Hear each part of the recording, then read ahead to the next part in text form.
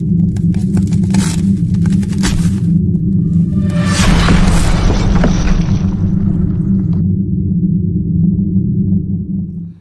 guys, welcome to Fantasy Tip. Max with you for the last week of fantasy season for the majority of you. For others, it might be quarterfinal week already, so in this video, I'll try to be as on point as possible with my suggestions. I'll go over the best available options from 1 to 70% rostered for the upcoming weekend, so we cover both shallow and deeper leagues. As for myself, I just won a 14-man league that ended last Sunday. Don't ask me why playoffs started week 18, I wasn't commissioner. And I also secured first place in the Content Creators League with 1 week to go. Top 3 fighting for first place in both my cast league with 1 week to go, and 5th in my high roller league where the top 6 make it. So this is prime time to get max points available. Let's take a look at the schedule for the next few days. On Friday and Saturday, we have 2 teams, the Carolina Hurricanes and the Nashville Predators. It is worth noting Carolina does not play until Thursday afterwards, while Nashville have a 4-game week following the weekend. Predators face Anaheim and LA, Carolina faces Detroit and Philly. So you have a choice to make between better long-term scheduling or better short-term matchups. These are things you must consider. I have to go Ryan O'Reilly here at number 1, a veteran, Stanley Cup winner, 11 points in the last 10 games. Plays with Stamkos, who's got 8 points in the last 3 games. Logan Stankoven is being pushed right away as he arrived in Carolina.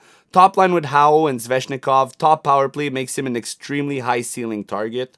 Jordan Staal has a nice floor all around and gets a point every 2 games, 32 and 64. Normally, I would have to go Colton Sissons over the Hurricanes' second line. But Nashville faces LA and Anaheim away from home, while Carolina gets Detroit and Philadelphia. I will favor the high risk, high reward here and feel like Taylor Hall is due for a pop-off. And for deeper leagues, Luke Evangelista is currently on line 1 with O'Reilly and Stamkos. He's in a great complementary role, 3 points in the last 3 games.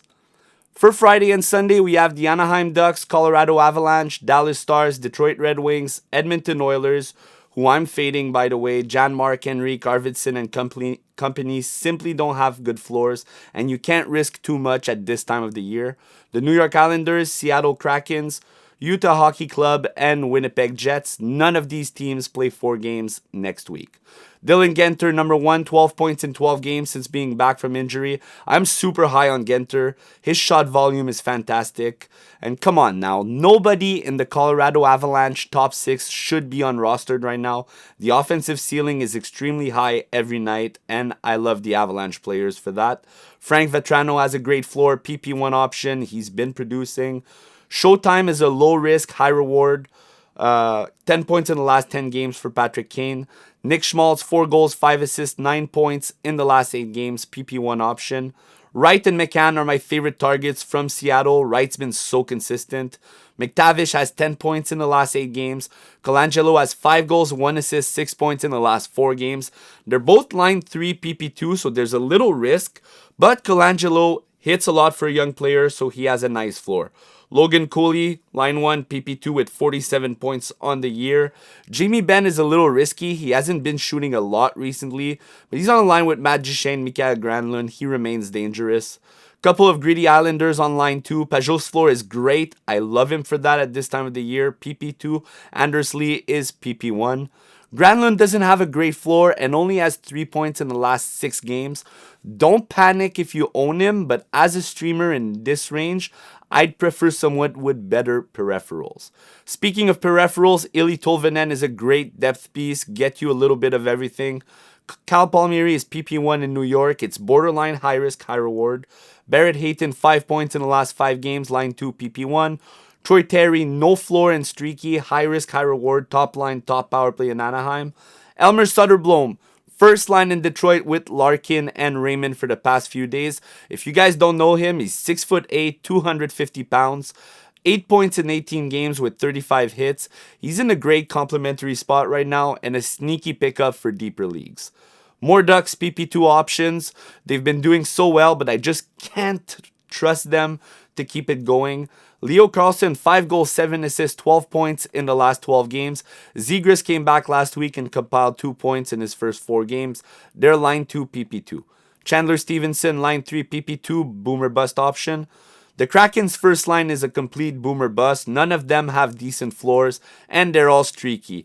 Favor Schwartz as he gets PP1 time, but Kako and Beniers are okay options for the weekend. More Ducks that you can't fully trust. Gauthier has 8 points in the last 8 games, but he's on line 3 and doesn't even get power play time. Ryan Strome is top line. Adam Lowry is a great floor with hits, positive faceoffs, and currently on a 3-game goal streak. And finally, Mason Marchment, Cole Perfetti, higher rostered wingers on great teams. But Marchment has been retrograded to line 3 with Bork and Dadanov, and I just don't trust Perfetti's floor. I think there's better options for this time of the year. Saturday and Sunday, we've got the Florida Panthers, St. Louis Blues, Vancouver Canucks, Vegas Golden Knights. Only the St. Louis Blues play 4 games next week. Braden Shen, at this time of the year, you want gamers like Braden Shen. He's ranked 30th in the last 2 weeks, 78th in the last month, and I feel like he does this every season at this time of the year. He is a fantasy championship depth player. He shoots, he hits, he wins faceoffs. He's got 6 blocks in the last 3 games, and guess what? He's up to 40 points on the year and currently plays PP1. Might be a hot take, but I got no problem recommending Braden Shen as my number 1 pickup for the weekend and hold for the playoffs. Sam Bennett is in the same category as Shen, great all-around player. Lafreniere, 4 points in the last 5 games, plays with Trocheck, Panarin, top line. He can also throw his body around. Dylan Holloway, 7 points in the last 8, PP1, great floor. Brock Besser is actually an elite boomer bust option, top line, top power play with the Canucks. And Maki Samoskevich is probably the most fun, lesser known suggestion. Top power play in Florida with Barkov, Reinhardt, Bennett, Seth Jones. Light 2 with Sam Bennett and Rodriguez. 5 points in the last 8 games with 18 shots and 25 hits. We've got a hidden gem here, honestly, and not just for deeper leagues. Couple of Rangers. Chris Kreider seems to be back on track. He's got a high ceiling. Will Queally has the safer floor.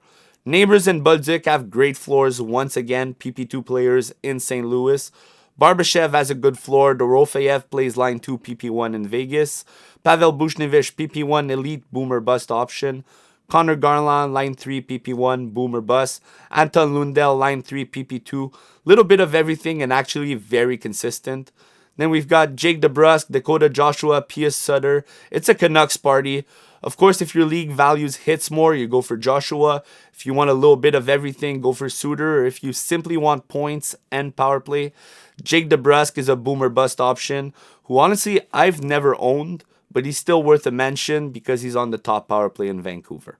Brandon Saad, line 2 PP2, 3 points in the last 3 games. Welcome home, Brandon Saad. Rodriguez, line 2 PP2 in Florida. Philip Hedl, line 2 PP2. And Tanner Pearson gets no power play time but plays line 1 with Jack Eichel and Mark Stone. Very sneaky ad for deeper leagues. He's got 4 points in the last 3 games. Now on to defensemen. Aaron Ekblad would have been here, but he's suspended for 20 plus games. So we got Jake Wallman, who's a +2 on the season after spending the entire year on the worst team. He's top 15 league-wide for blocks per game.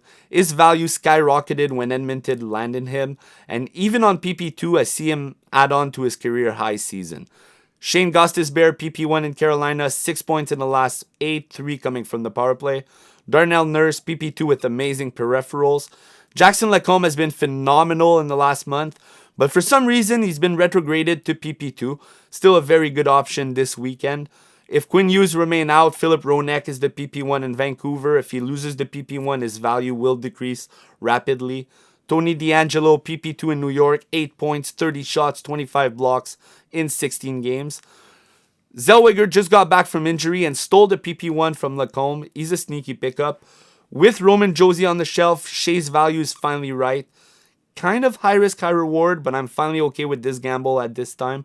Nick Blankenberg and him have been altering the point on the PP1. If back from injury, Cam Fowler should reclaim PP1 in St. Louis. Romanov is another great floor player with the occasional points.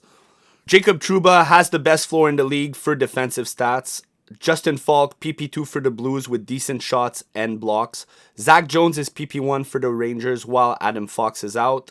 Keandre Miller, PP2 in New York. Adam Larson actually has 2 goals, 5 assists, 7 points in the last 9 games. Broberg is a hit or miss, 21 points in 52 games, PP2 option. Brent Burns, PP2 in Carolina, low floor, high risk, high reward. Sean Dursey is the same thing, PP2 in Utah. Bachwist, high risk, high reward, boomer bust, PP2 with absolutely no floor. And Eric Gustafsson, very streaky, 4 assists in the last 7 games, 2 coming from the PP2 in Detroit. Now let's take a look at goalies for Sunday. I love the Blues in the home game against the Ducks. They're going to be in a must-win matchup for the playoff race. I think they come out hungry and get the W. Utah is 16-12-4 on the road, where the Canucks are 13-12-7 at home. Vancouver without Demko and without Quinn Hughes. Give me Vejmelka and Utah in this one. I think the hockey club edges out the Canucks to stay in the race. Vanecek got a shutout last Sunday. Florida is amazing, even with all the absentees. Vegas is top of their division, but Detroit needs a win bad. I think this might go the distance, but I favor Cam Talbot or Peter Mrazek at home on Sunday. Lankinen or Archer Silov is not a bad option. I just favor Utah a little more right now. Eric Comrie could be an option in Seattle.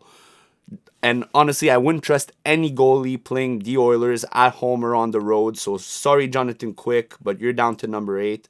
And finally, either Dostal or John Gibson playing in St. Louis with not much to play for. I don't like this matchup.